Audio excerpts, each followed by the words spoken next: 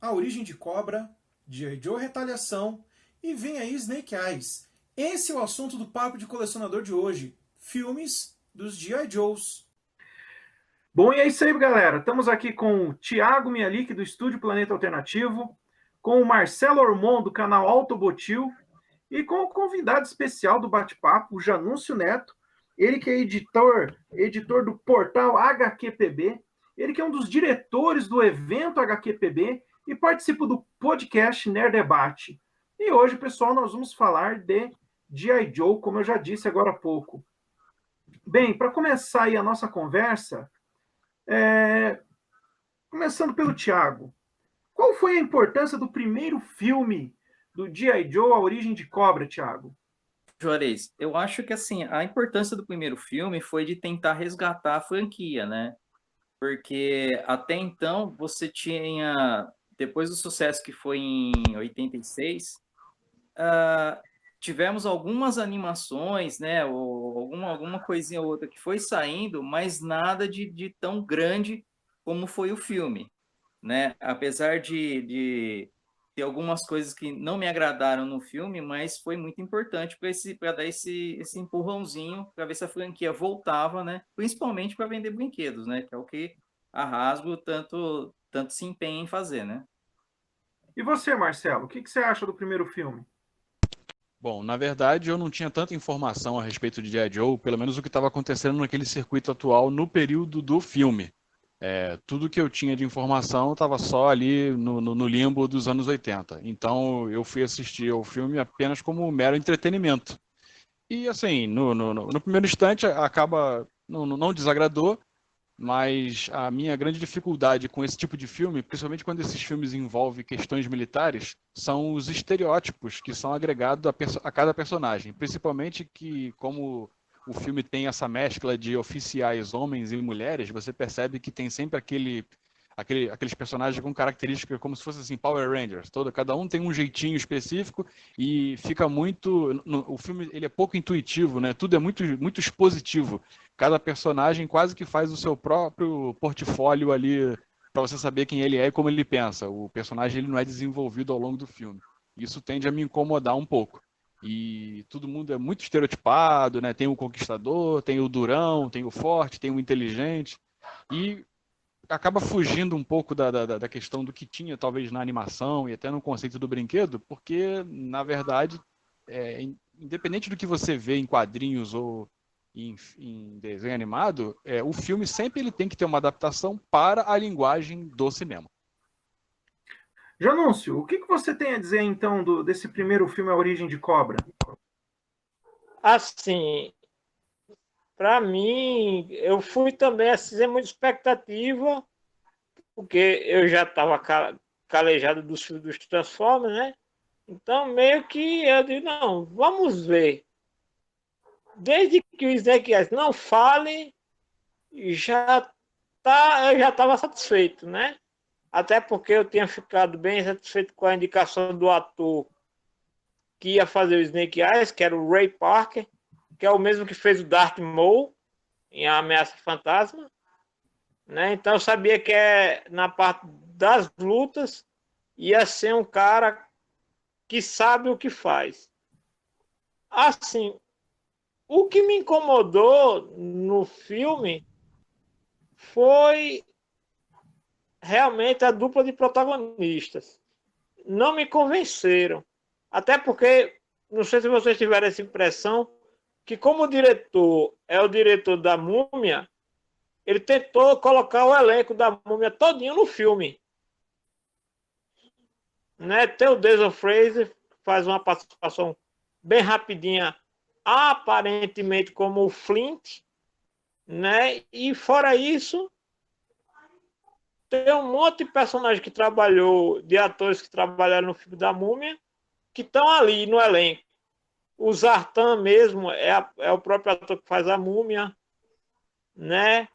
Isso não me incomodou, não vou ficar dizendo assim, não é o Zartan que eu estou acostumado a ver. A gente, quando vai ver desse tipo de coisa, tem que saber que nem tudo é aquilo que o fã mais saudosista vai encontrar diretamente na tela, né? Então, assim, tem seus acertos e tem seus erros.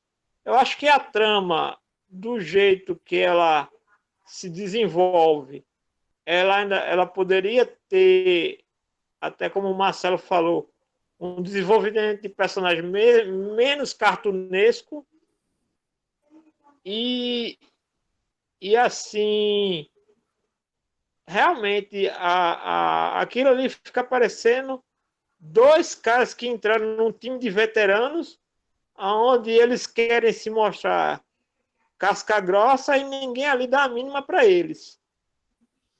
Pelo menos é o começo. Então, meio que pro que a gente tem de conhecimento do Duke, não é muito o Duke que a gente gostaria de ver. Pelo menos não daquela forma. Isso é uma opinião minha, também não quer dizer que o filme todo é uma porcaria. Não sou desse tipo de pessoa que analisa o filme como não é do jeito que eu queria, então o filme não é legal. Não, eu vou avaliar aquilo que me cabe como espectador e aquilo que me cabe como fã. E ser um fã radical demais também não ajuda na experiência, né?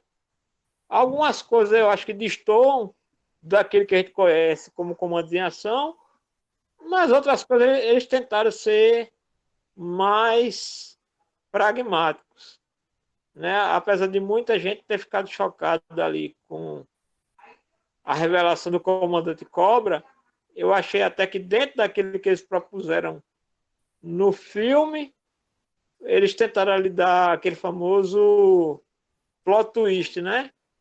Quer dizer, o Comandante Cobra estava lá o tempo todo, só a gente que não sabia, né? Então, assim, eles tentaram também criar ali uma rivalidade mais pessoal entre o Comandante Cobra, o Duque e a Baronesa, né? Fazer um triângulo ali, não necessariamente um triângulo amoroso, mas um triângulo ali que tinha envolvimento pessoal, e eles tentaram transportar isso para a trama. Não sei o quanto isso deu certo, porque a gente não viu esse tipo de essa relação em si desses três personagens se perpetuando na sequência. Porém, é um filme que eu acho assim, pô, legal para ver só pelo prazer de ver, não me incomoda.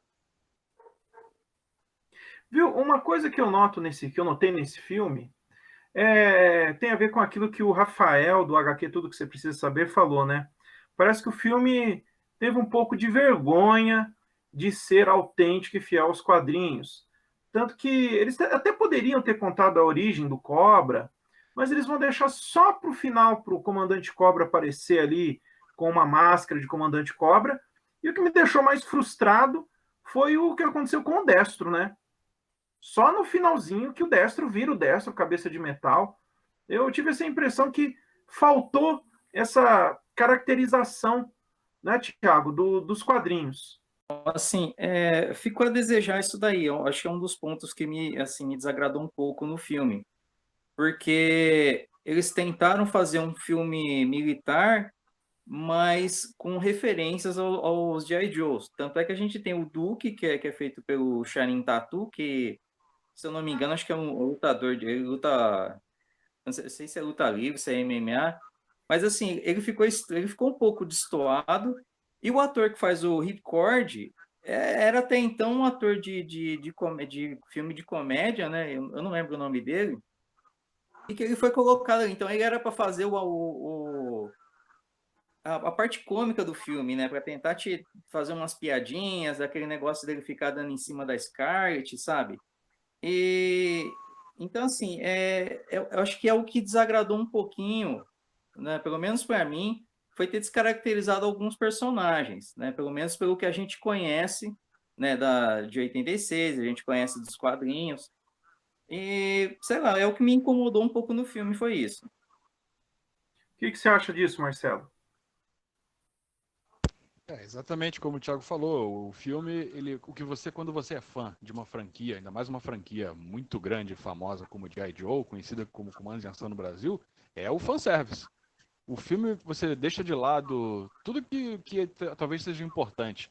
Roteiro, um monte de coisa você deixa de lado. Mas se tiver fanservice servido a gosto e de quebra você tem qualidade, efeitos especiais, muita explosão que filme militar pode oferecer, isso agradaria muito mais. Mas é um filme que se você trocar o nome, tirar ali G.I. Joe, você pode identificá-lo como qualquer outra coisa mais do que como G.I. Joe. Pelo menos foi a visão que eu tive. É um filme cheio de estereótipos, cheio de coisas assim, para poder jogar o... Eles queriam, naquele momento, parecia que queriam jogar o Comandos em Ação naquele período que o filme estava passando, naquela época. Eles pegaram ali o G.I. Joe e atualizou.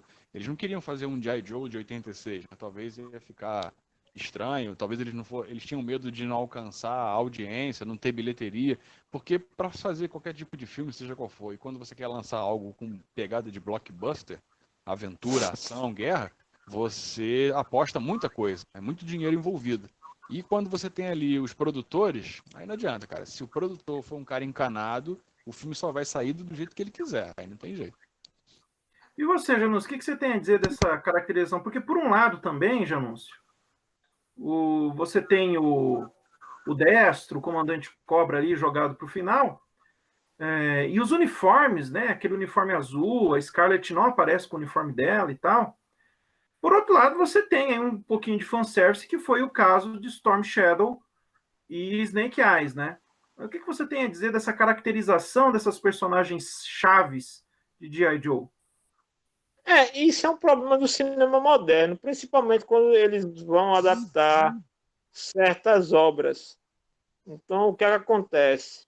Tem muito do que o Marcelo falou e que o nosso outro companheiro aqui de mesa também comentou. Produtor de cinema não está preocupado em agradar fã. Produtor de cinema está preocupado em ganhar dinheiro. Isso você vê desde a época do Superman 1 com o Christopher Reeve, que sempre tem história de bastidor de treta entre produtor e diretor, ou produtor e estúdio. Então, por exemplo, hoje você sabe que o cinema moderno, esse cinema mais negócio, eles fazem várias pesquisas de mercado antes de escolher um elenco. Às vezes ele quer, um ator quer se promover e aí ele quer pegar qualquer filme que esteja sendo produzido, ele já se coloca como uma opção de, olha, se meu nome estiver nesse filme, ele vai ter uma receptividade de público muito maior, porque meu filme anterior, por minha causa, só porque tinha ali o meu nome, agregou não sei quanto de público. E a gente sabe que isso é muito comum no cinema norte-americano. Tem muita gente que vai por causa de ator, e às vezes tem filme que só sai do papel se um determinado ator apostar no projeto. Então, assim, essas descaracterizações frustram o fã que quer esse fanservice, e é justo. Eu não acho que seja uma exigência birrenta de fã querer que... Porque, assim, eu acho que, às vezes, alguns filmes eles não precisam começar contando a origem do zero. Alguns precisam, outros não. Então, meio que Bobobi mostrou isso muito bem, e eu espero que de agora em diante o pessoal leve mais em consideração isso. Isso também tem muito a ver com o poderio que tem na decisão final entre estúdio e diretor. Que às vezes é como você falou, se o cara não compra a ideia, não tem quem vá ali fazer ele mudar de ideia, né? E às vezes a gente vai descobrir alguns anos depois que o diretor ou um produtor tinha uma ideia muito boa para o projeto, mas acabou sendo vetada. E uma ideia assim mais, vamos colocar aqui, uma ideia mais absurda, acaba sendo acatada meramente por uma questão de mercado. Eu não curti aquela ideia de traje acelerador. Ali ficou parecendo para mim que eles estavam querendo, sei lá, estava parecendo Halo, para quem conhece o jogo. Então, assim, tirando os ninjas, tirando, vamos dizer assim, alguns momentos ali da baronesa, que ela tá bem caracterizada, mesmo sem estar usando o uniforme clássico, mas... E essas coisas de, ela é assim porque ela teve um trauma e aí tem um controle mental e não sei o quê. Eu digo, bicho, enriquece esse personagem, não tira a graça dele. Que eu acho que foi o que fizeram com o Duke, tiraram a graça do Duke.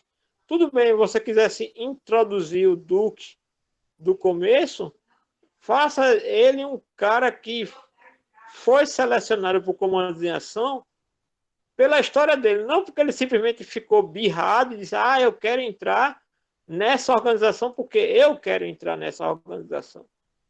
Não precisa isso. Quer dizer, você poderia começar uma história onde o comando em ação, tanto o comando em ação quanto o Cobra, já estão estabelecidos. Isso necessariamente não traria um prejuízo para a história. Você conta a história de como o Duke ingressou para o comando em ação.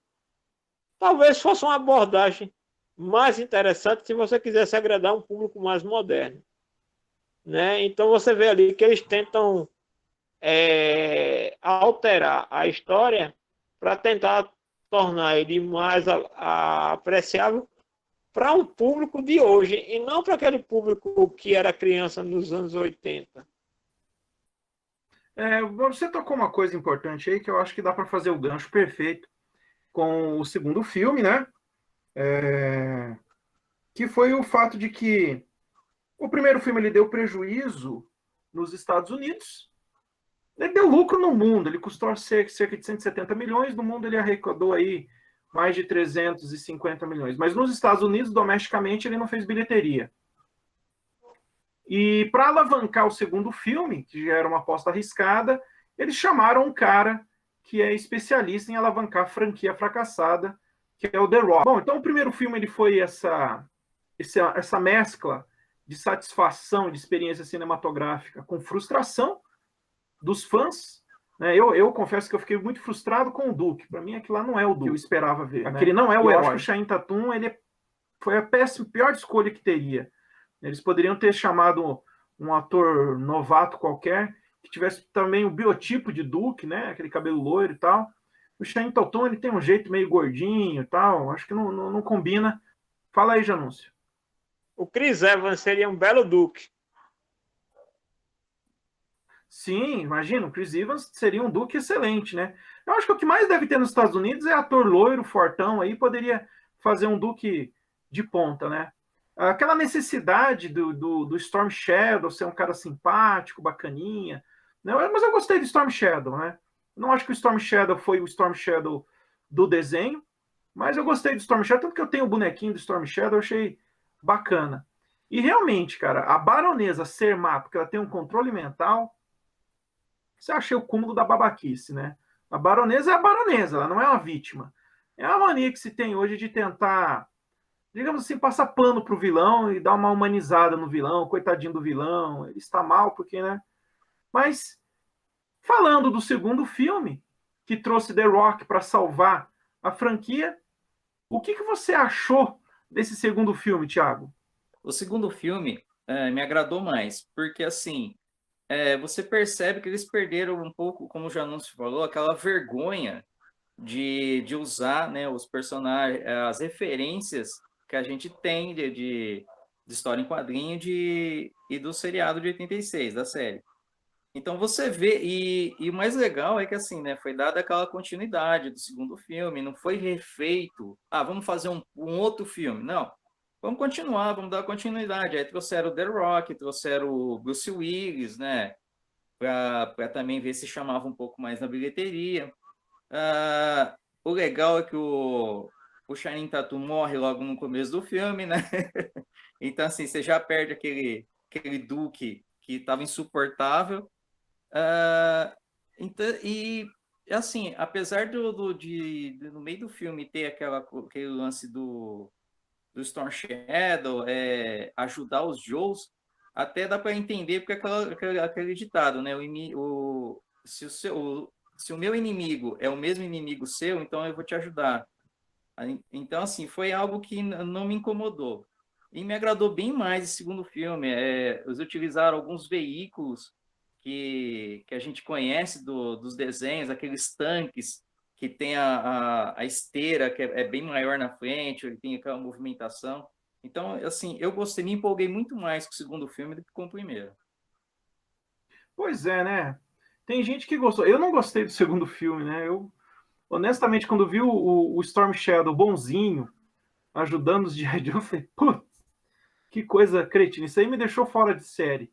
Mas e você, Marcelo? O que você achou de G.I. Joe Retaliação? É um filme que ele vem com aquela pegada para recuperar o prejuízo do primeiro. Então você traz ali do Dwayne Johnson, que na época ainda era chamado de The Rock, para fazer essa participação especial e, lógico, para trazer bilheteria. O filme é mais esplendoroso, é mais explosivo, tem mais pegada. Assim, ele para mim, ele foi mais fácil de digerir. Eu digeri melhor ele do que o primeiro. O primeiro realmente para mim é muito indigesto. O susto de ter o Duke morto logo no começo do filme, por mais que fosse o Channing Tatum ali meio fraco, mas é o Duke que tá no filme, então você toma aquela pancada, você não entende. Eu demorei a entender. Eu lembro que na época eu até voltei o filme para ver, peraí, o cara morreu mesmo? Até a própria cena da morte dele, ela é tão pífia, ela é tão aleatória, que você, às vezes, por um piscar de olho, você perde que ele morreu naquela cena. De tão esquisito que é, você não acredita. Parece que é algo que, assim, aconteceu e ele vai voltar no final do filme numa cena fantástica. Oh, não, ele não morreu, aconteceu algo e ele foi salvo por um ermitão que cuidou dos ferimentos. Tá? É bem estranho aquela morte dele.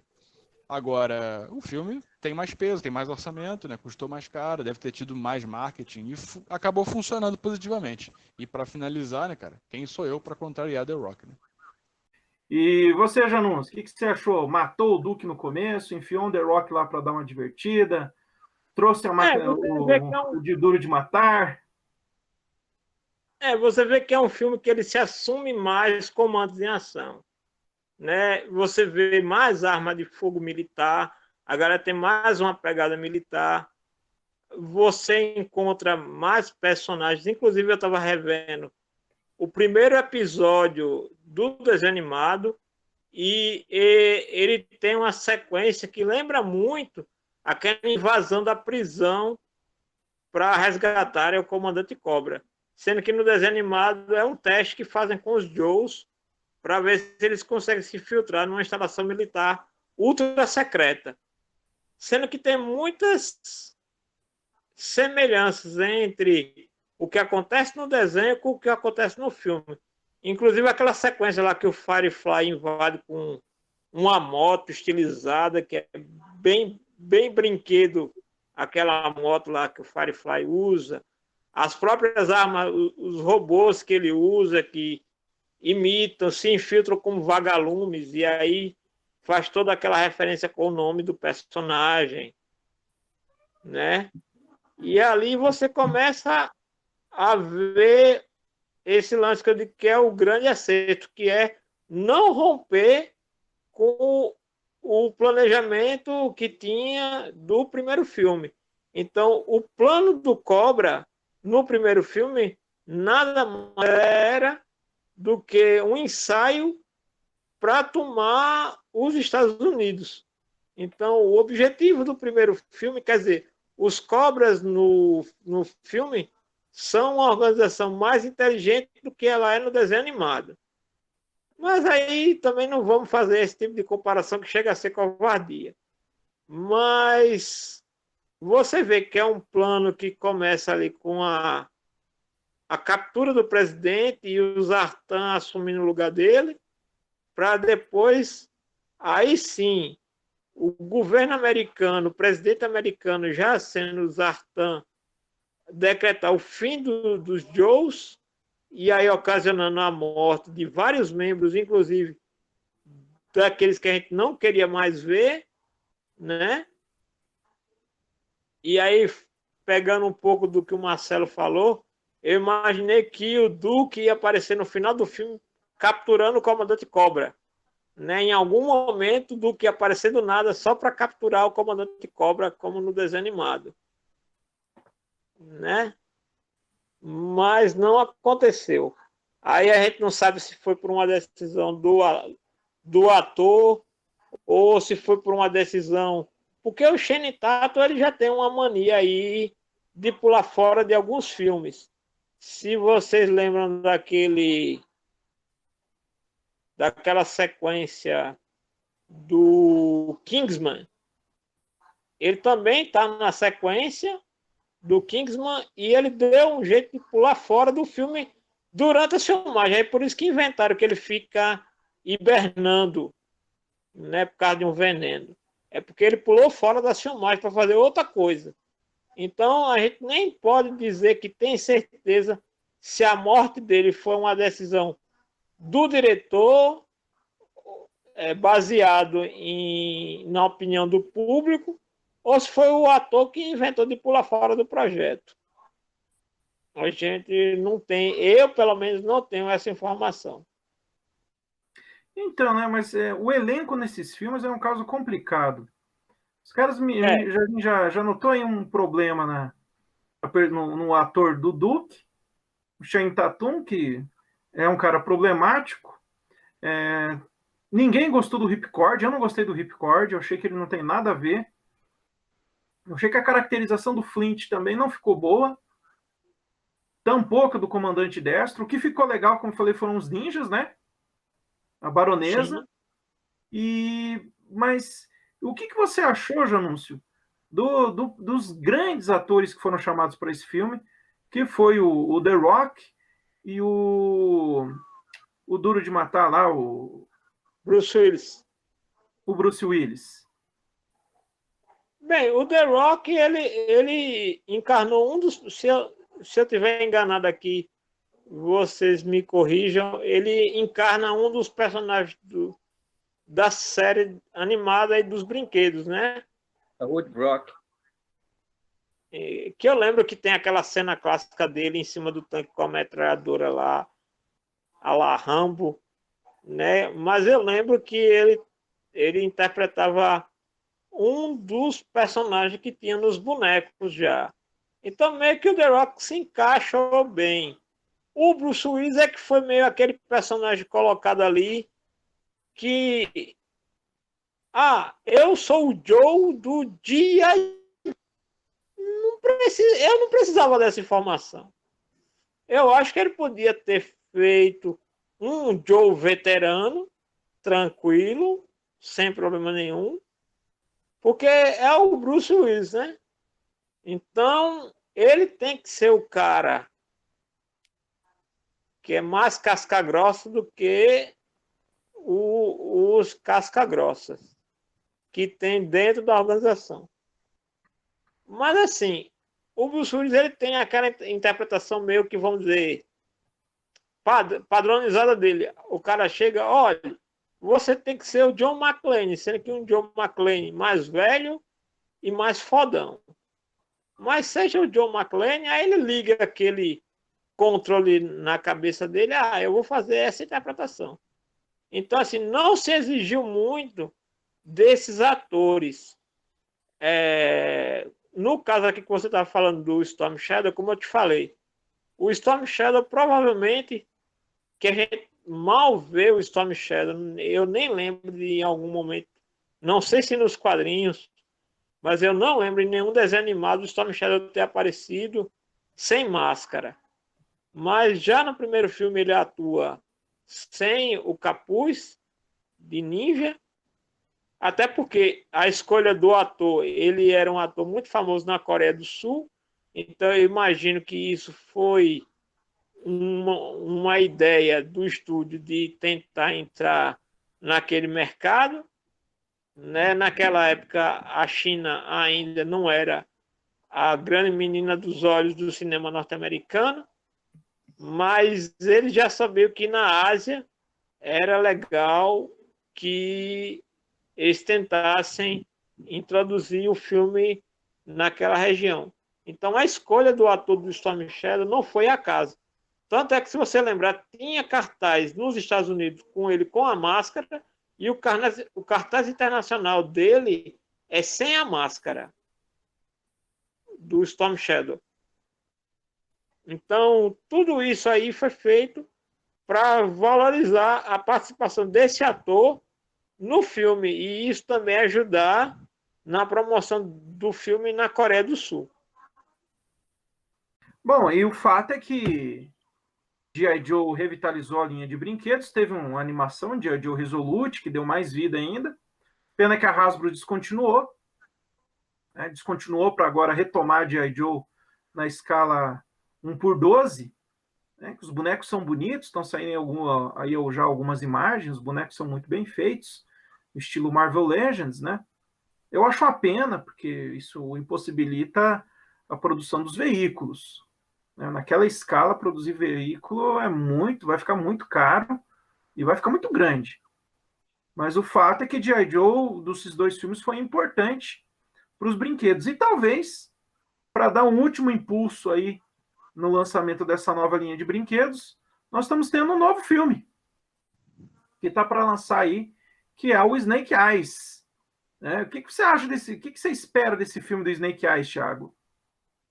Olha, se for mantido o Snake Eyes, que nem foi nos 2 primeiros filmes, eu acho que vai ser bom, porque foi um personagem, assim, apesar do primeiro filme ele não ter sido tão bem explorado, o segundo ele foi muito bem explorado. Aquela batalha na montanha dele lutando contra os ninjas é muito legal, a coreografia é muito bem feita. Então, assim, como vai ser um filme só dele, a gente acredita que vai contar a origem dele.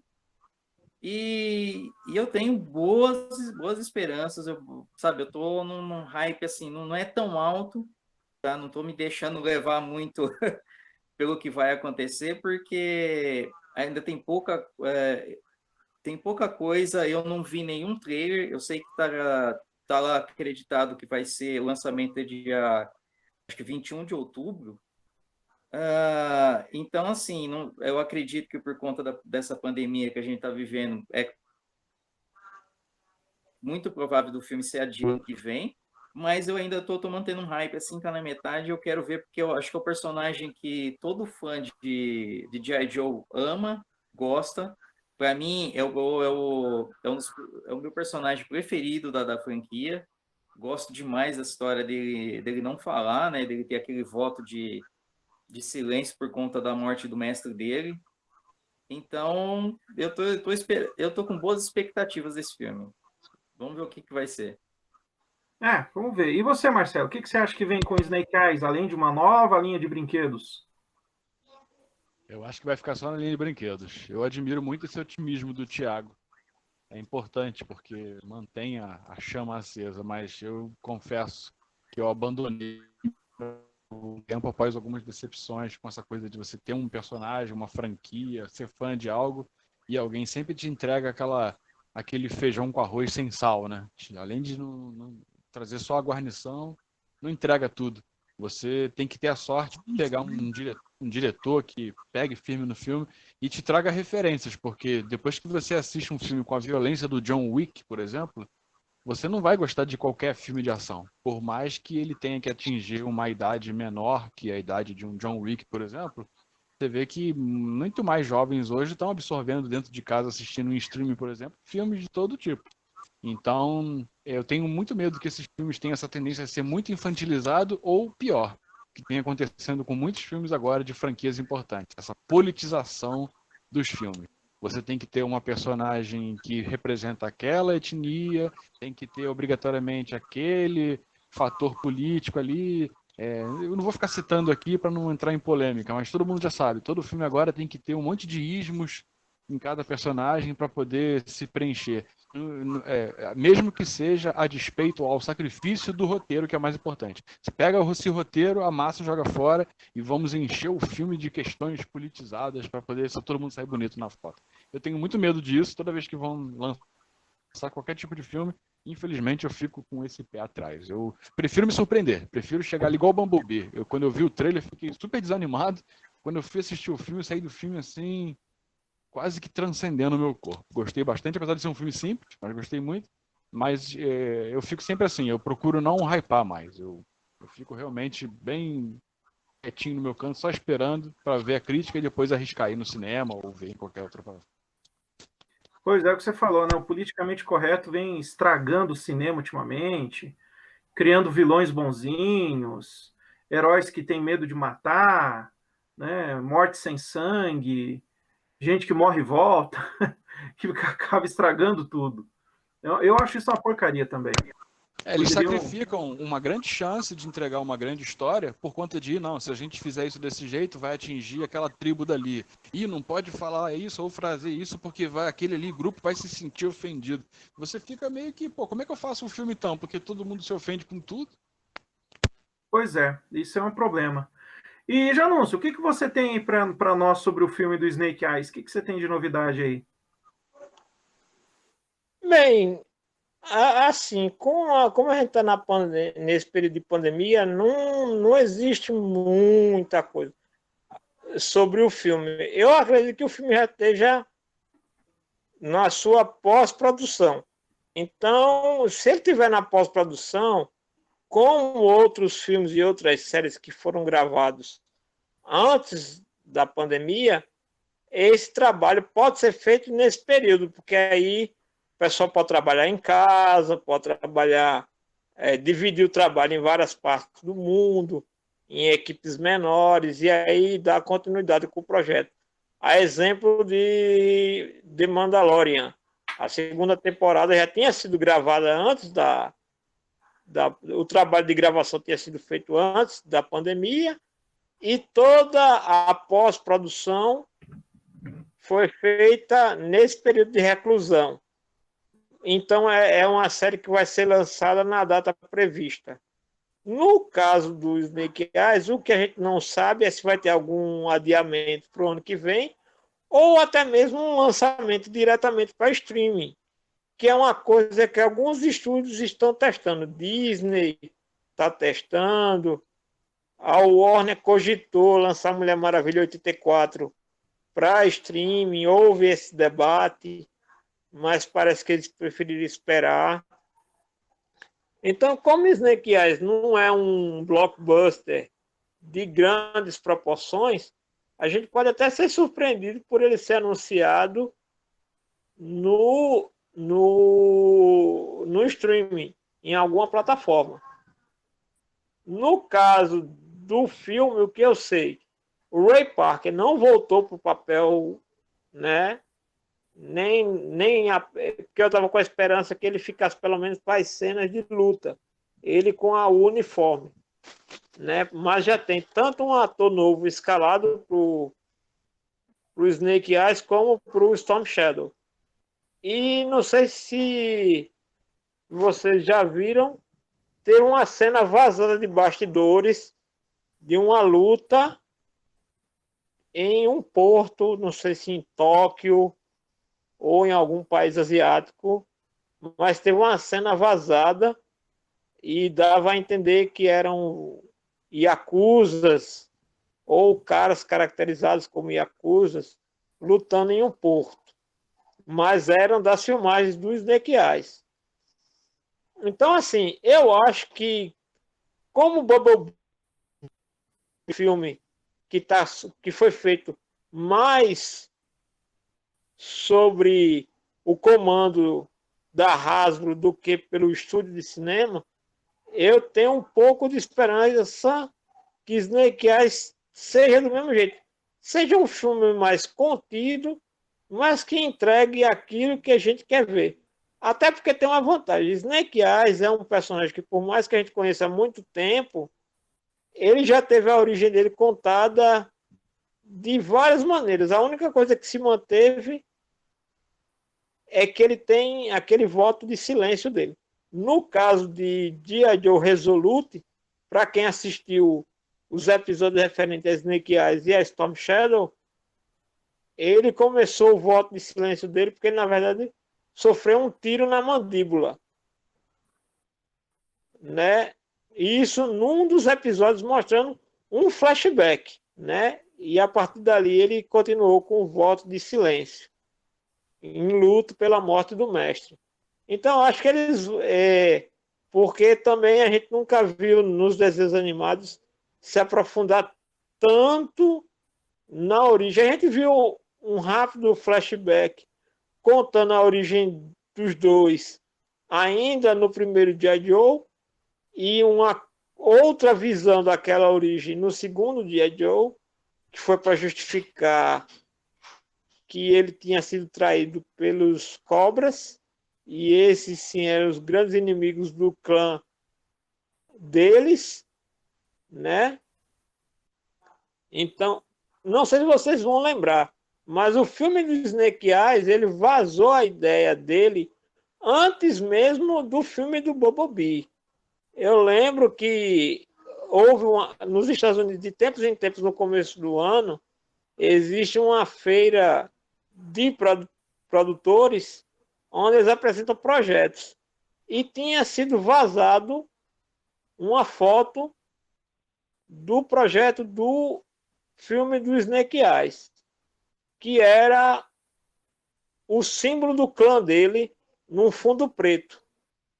E somente o nome Snake Eyes. Né? Aí depois é que anunciaram como o cancelamento da franquia como a gente conhecia e um novo começo. Eu acho até porque a Hasbro já deve ter encerrado o contrato dela com a Paramount, né? E aí ela mesma está decidindo tocar esse projeto para frente. O que eu acho que é uma ideia mais acertada. Se a Hasbro já tem condições de desenvolver seus projetos cinematográficos, tendo como experiência o próprio Marvel Studios, então eu acho que é mais interessante que ela faça um filme menor, em matéria de orçamento, ou em matéria até mesmo de marketing, mas que seja um filme onde ela tenha um controle criativo maior. E eu acho que a gente teve uma amostra disso em Bumblebee. Então, se eles mantiverem a mesma fórmula, mesmo que a gente saiba que tem aí o lance do vender os brinquedos, que sempre teve atrelado com uma desenhação, eu acho que eles estão mirando também em um outro mercado, que é esse mercado cinematográfico, que hoje a gente sabe que é muito grande, é muito disputado, não envolve só o cinema, envolve também o streaming.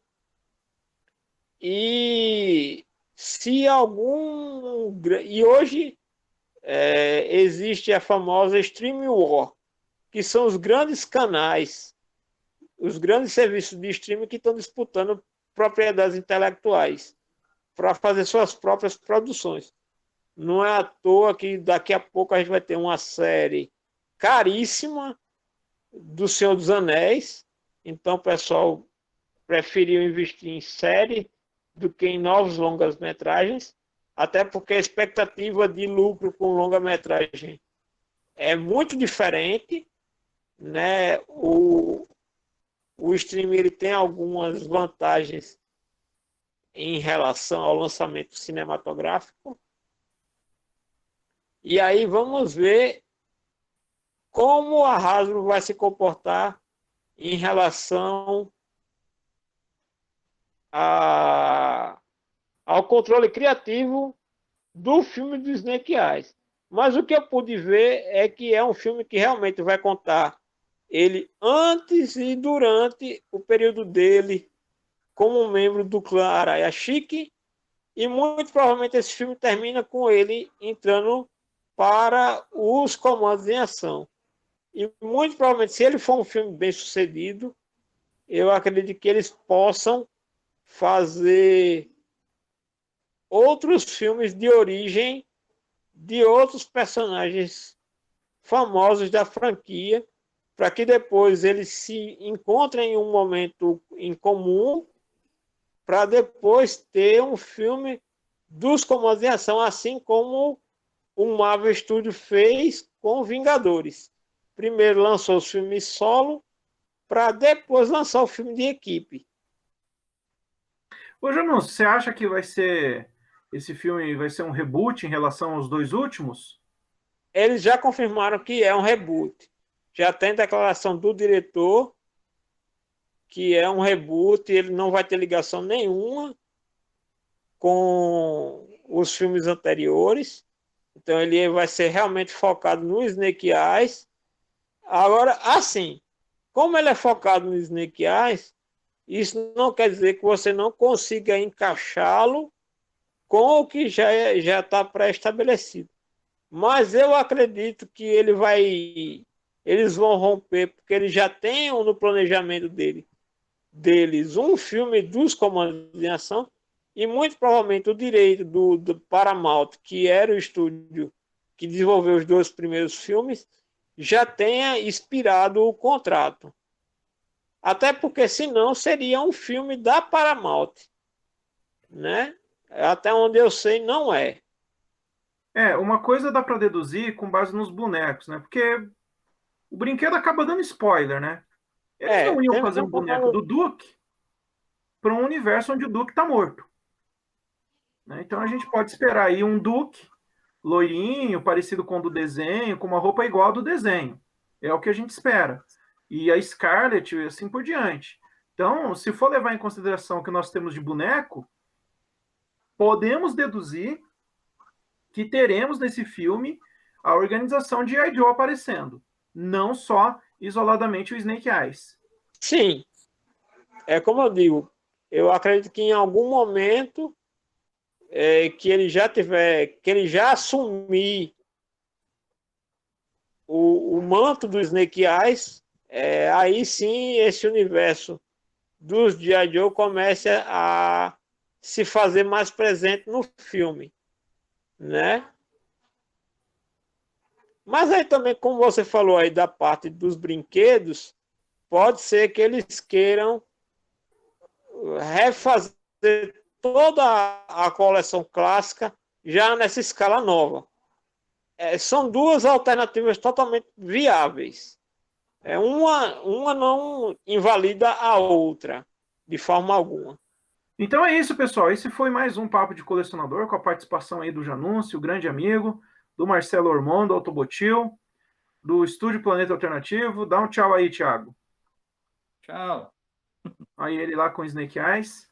E toda a expectativa para esse reboot da série dos G.I. Joes, que vem aí já com uma linha de brinquedos sensacional, e a gente espera que, assim como Transformers, tenhamos uma revitalização dessa franquia nos cinemas.